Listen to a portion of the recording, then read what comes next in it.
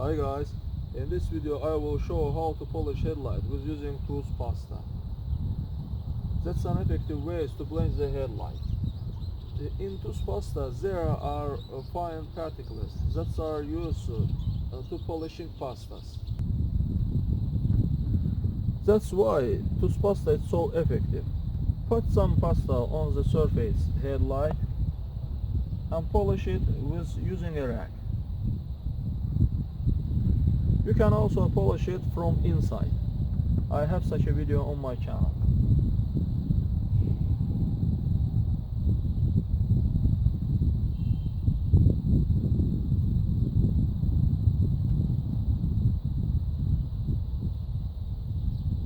Same sand the headlight with sandpaper and cover with varnish. It will be enough to disassemble the headlight and clean, wash or polish it from inside.